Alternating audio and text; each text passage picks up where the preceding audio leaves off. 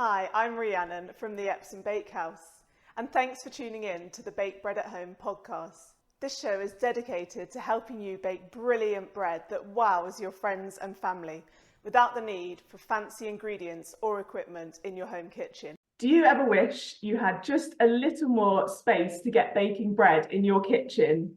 Are your ingredients in a jumble or stuffed just out of reach? And why is it so hard to store those bulky baking tins and trays? If you're nodding along like me, then this episode is for you. My guest today, George, founded Simplify by George in 2019 to help people transform their lives by decluttering and organising. Her tips include never turning your clean washing right side out, storing your Christmas lights on a kitchen roll tube, and always having a safe spot for your keys. And today, George is here to discuss some simple tips to help organise your kitchen so you can spend more time enjoying baking bread in a calm and relaxed way. So welcome, George. It's wonderful to speak with you today.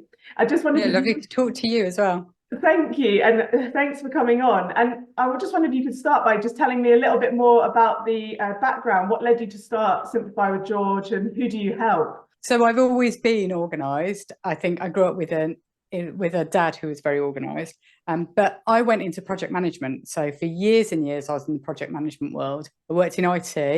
I'm not technical, but I project manage IT. And my job before I started doing this, I was working at the Home Office in a high-level security cleared programme. And I think the thing that I found is that working in a very male-dominated environment, a lot of people that are listening or watching might have experienced this. There's that thing of having to prove yourself. So I had a great reputation. Everybody knew who I was, but every time I'd get onto a new project, I'd be sitting in a room full of men and I would have to prove myself every single time. And I think I got to my last project and I just thought, I'm 45. I've had enough of doing this. This isn't what I want to be doing because I'm good at what I do and I want people to appreciate it. Anyway, I had no idea what I was going to do. And I thought the only way I can do this is to just stop doing what I'm doing and spend some time thinking about it. And I must admit, about 10 years before that, I thought, oh, I could help people organise their homes. And then I thought, oh, no, I can't. Because, you know, you have to work. And the idea of setting up my own business was too scary. So when I stopped working, I mentioned it to a friend. My friend said, don't be ridiculous. People won't pay for that. And I said, okay. Went off sheepishly to look at more ideas. And then a week later, she said to me, I was chatting to a friend of mine and she said that she might be interested in you helping her. So that was it then. I was like, okay, let's go and try it, see what happens. And it just sort of snowballed from there. I love it so much. There are times when I'm standing in like clients' houses. So I tend to go into people's houses. I also do virtual stuff and I've recently started a membership, but I started off going into people's houses. The women I work with are usually working full-time or they are full-time mums. They have got kids. They're so busy, they don't have the time. They feel they should be able to do it themselves, but they don't have the skill set and they don't have the time.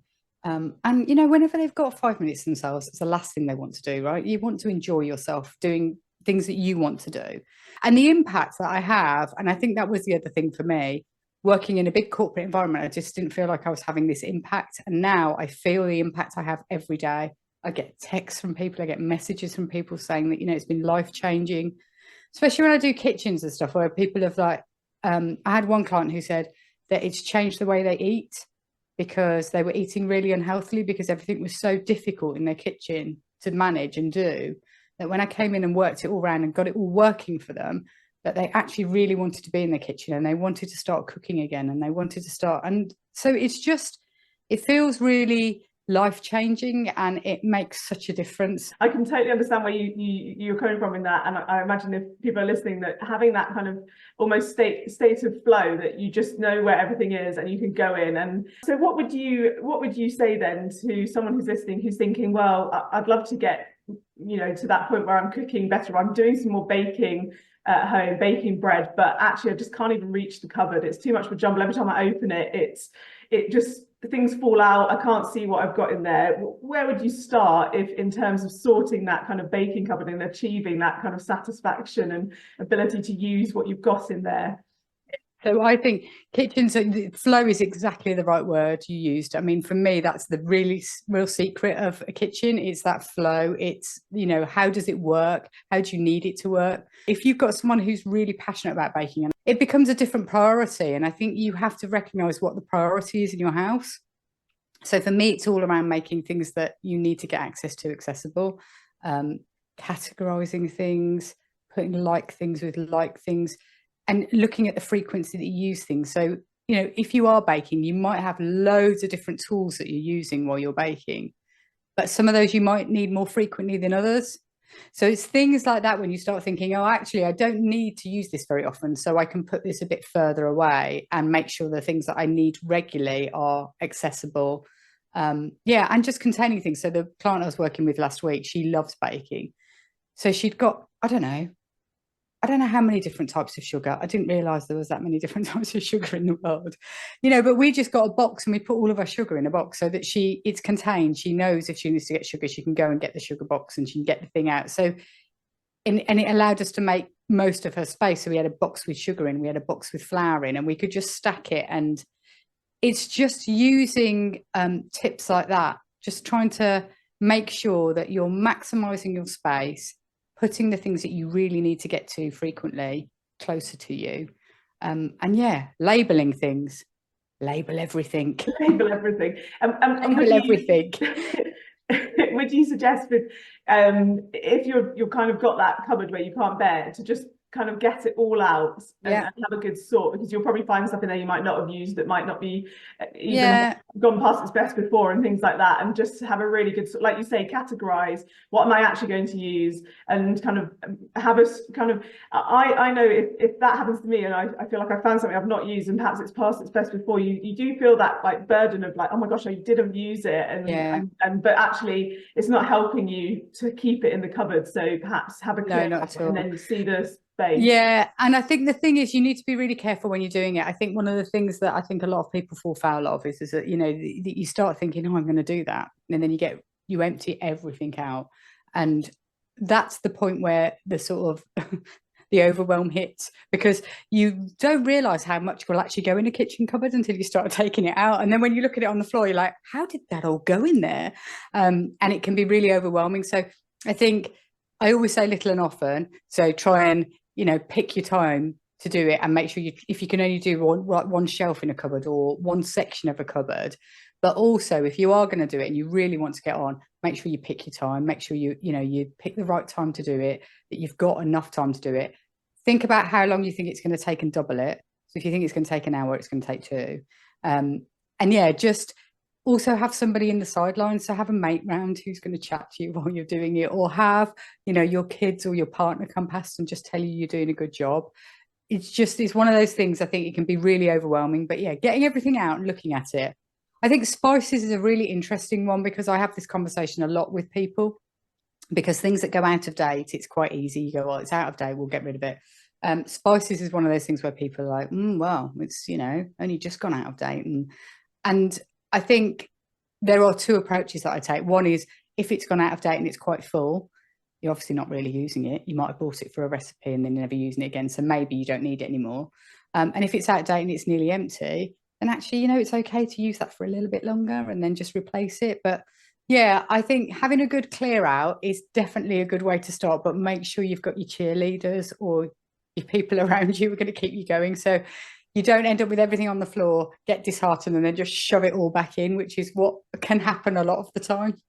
Absolutely. And also, if you've decided you're going to start and you don't have anyone there, I can also recommend a podcast or your favorite music, something that's just going to actually keep your brain occupied while you're doing that sorting and just categorizing. And it takes a little while, like you say. And once you've done that categorization, do you have any suggestions for, as you say, containering it? So actually packing it up into a container that will be stored in the cupboard, and particularly if there's things that you can reuse. It's all very well having, we see these kind of Instagram perfect cupboards with all the matching containers, and I'm going to fully confess I don't have those. No, neither do I.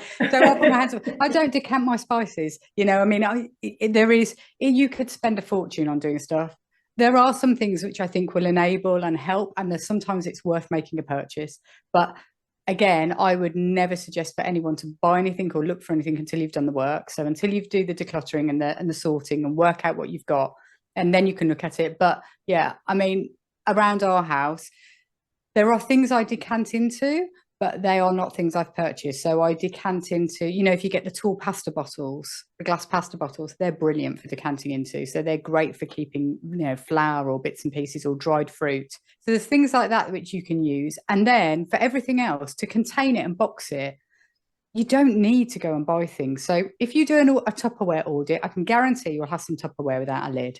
Guarantee it, right? Use that. Takeaway boxes are brilliant, especially for things like baking ingredients where you've got smaller things. So if you've got like sachets of yeast that you want to keep together, or maybe little tubes of icing or things like that where you want to just contain them all together, they're brilliant because you can put the lid on and you can just stack them up, label it, of course. So things like that, I think you can just reuse a lot of things that are brilliant. This is good at Christmas. If anyone gets an iPhone or an iPad or anything like that, their boxes are brilliant. They're really sturdy. They wear well. Those are great to nab. And if you have to, go to shoe boxes. You know, you can cover shoe boxes with all sorts of glue and plastic and God knows what else. You do not need to spend money. The containing is the important bit and the labels the important bit. So once you've done the sorting, to keep it like that, that's the important bit. It's not that it, you know, looks beautiful or whatever. You mentioned earlier a client of yours organising your sugar, and I didn't know that. It wasn't me, but I did bring my sugar box. I've got a sugar box, look! So if anyone is watching this on video as well as listening, then I'm holding up the plastic box. It's just an old Tupperware, like George said, you know, it didn't have a lid anymore. So I've reused it for those different types of sugar. And yes, I've probably got about 5 different types in there. And the other thing I would say with having a box like this is if you have the open packets and they're not decanted, if it spills a little bit, then all I've got to do is wipe out that box rather than the whole cupboard. So again, that kind of cuts down the, I guess, the mental load, I guess, of having a messy cupboard, of just trying to take out one box and only having to clear that out rather than the whole cupboard. And also, I would guess being able to just use things you already have, you can play around them with how it fits into the cupboard rather than buying something and then going, oh gosh, that doesn't fit on that shelf. And that's the thing. And I think until you've done the work, you know, investments are good to make if you are sure that you've got it right. But I go to so many houses where people have invested in things thinking it's going to help them be organised, and actually all that it does is make the space worse, because they haven't gone through the process of making sure it fits, or they haven't gone through the process of decluttering first. So then they buy something thinking, oh, once I put that in, it'll be fine. And actually all it does is create more issues in terms of accessing things and getting hold of things. Well, we've talked there about kind of having little and often, containerizing your baking supplies and having to hand what you need the most. But then it comes on to the potentially tricky subject of baking tins and baking trays. And unfortunately, those don't pack flat into a nice Tupperware box. So are there any ways of keeping those stored that doesn't mean you're having to kind of lift out an entire tray, or you've got a wobbling massive pile of baking trays and tins that threaten to fall out of the cupboard every time you open it? Definitely. So my favourite thing, so for me, whenever I look at trying to organise places, the thing that we don't do enough of is storing things vertically. We always try and store things horizontally, and that is a nightmare, you know, because you always want the one at the bottom. So storing things horizontally, vertically, makes a massive difference. And this is where you can buy things, and they are cheap. They're not expensive. You can buy, basically, if you look for a pan holder, you'll find there's loads of different ones, and they're literally like a rack, which has got, you know, struts in between. And you can just stack. It works for chopping boards. It works for big serving dishes. It works for baking tins. You can just stack them along. And actually, for some of the baking tins, you know, where you've got more round tins and they're bigger and they're fatter, you can actually get pan stackers, which are stack on top of each other, if you know what I mean. So there's a little shelf and they will fit in your cupboard and you can put them on that. So it just means that you can pick up the one thing, or you can pull out the one thing without having to get rid of everything else out of the way. So they're brilliant. The other thing that works for sort of smaller tins is, like magazine holders. So cardboard magazine, you can buy them really cheap on Amazon. You can get them from IKEA, all sorts of places, but they're more like the magazine racks that you would put on your bookshelf. But they're really good for some of the smaller tins because, again, it fits in the cupboard and it keeps everything upright. So things like that, I think, are worth the investment, and they're not expensive. Oh, fantastic! It's like almost like a filing system Yes. for your trays and tins. And Exactly. then you just swap out that one you need. Oh, fantastic! So yeah, have a look at those. If you've got lots of baking tins and trays, and you're frustrated with them falling out, and as George said, you always want the one on the bottom, then consider turning them on their side and storing them in that rack rather than flat. Yeah, that vertical storage, it means you can make the most of your shelving and stuff. It makes such a difference. And the other thing I'd say is, when you're doing things like that, don't be scared to move your shelf. Especially when you're looking at baking things, don't be scared to move your middle shelf up. Use the top of it for smaller ingredients and use the bottom for stacking up your trays, because that then just makes sense of the space. So yeah, get in the cupboard, take the shelves out, move the shelves. Don't be scared of doing that to make it work. Oh, well, those are some really great tips, George. I really appreciate it. I think hopefully everyone listening will have taken something away, not feeling overwhelmed or ashamed or anything like that of a cupboard that perhaps is feeling a bit daunting, and actually taking those small steps to having a little organise and a sort out, and then you can concentrate on the much more fun stuff, like you say, of actually cooking. And I'd say to everybody, don't worry. I think it must be the most common question I get asked when I walk into someone's house is, oh, this must be the worst house you've seen. So I think, everyone just needs to be, it's like you were saying, the unrealism of let's decant everything into beautiful jars. Social media is great for a lot of things, but setting expectations around what you should be doing and everything like that. Everybody has a messy kitchen. I have a messy kitchen. Things aren't always the way that people would like you to believe. So don't worry about it. You are exactly like everybody else. You're not any different, I promise you. George, you mentioned at the top of the podcast that you have just started a membership, Simplify Your Life. Just wondered if you could briefly say a little bit more about who that's for and how it can help them. So when I started just before lockdown, and so then I went into this world of, I can't go into people's houses. So I did some virtuals during that time, and it worked really well. And then as things have moved on, I've realised for some people, they want to do it themselves, but they just need that guidance and that help and that support, and know where to start and how to break tasks down.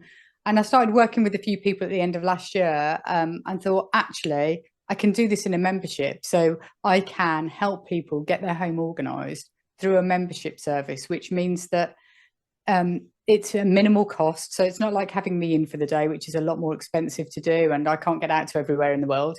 But also it's for people who actually really just want to do it.